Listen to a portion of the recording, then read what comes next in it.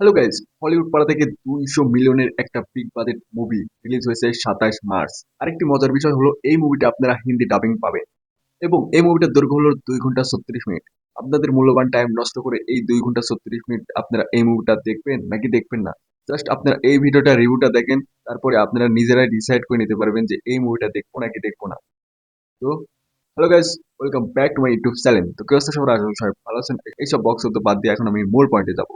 তো যাওয়ার আগে আপনার কাছে একটা রিকোয়েস্ট থাকবে, প্লিজ চ্যানেলটি সাবস্ক্রাইব করে ভিডিওটা কন্টিনিউ করবেন। সো গাইস, মুভির স্টোরির বিষয়ে কথা বলতে গেলে ডক্টর গ্রেস সে একজন সায়েন্টিস্ট এবং টিচার। সো গাইস, নাসারা এমন কিছু খুঁজে বের করে যেটা সূর্যের জন্য খুবই ভয়ঙ্কর এবং সেই জিনিসটা যদি সূর্যকে একদম খেয়ে ফেলে তারপর পৃথিবীর অর্ধেক মানুষ মারা যাবে।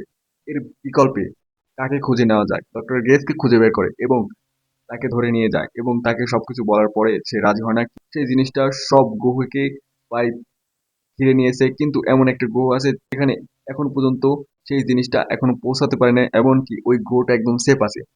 এবং সেই নাসাদের মিশনটা হবে সেই গ্রহে যাবে এবং সেই জিনিসটা আনবে এবং পৃথিবীতে এনে এবং সেইগুলোকে ধ্বংস করে দেওয়া, যাতে করে পৃথিবীর অর্ধেক মানুষ মারা না যায়।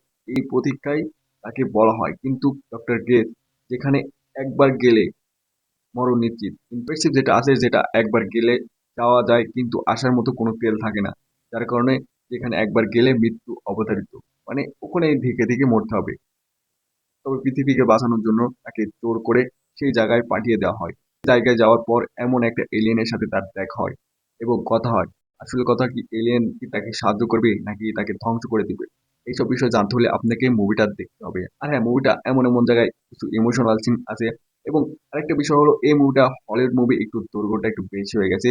আর কিছু টাইম কমা দিলে হয়তো আরো ভালো হতো, কিন্তু এমন এমন জায়গা আছে আপনাদের একটু বোর লাগতে পারে। আমি বলবো এই মুভিটা জাস্ট একবার দেখেন, উপভোগ করেন আর ভুলে যান। কিছুটা সিন আপনাকে এমন পুরোপুরি ইমোশনাল করে দিবে পুরোপুরি। Just আমার মতে এই মুভিটা আপনারা একবার হলে ট্রাই করে দেখবেন। আশা করি আপনাদের ভালো লাগবে।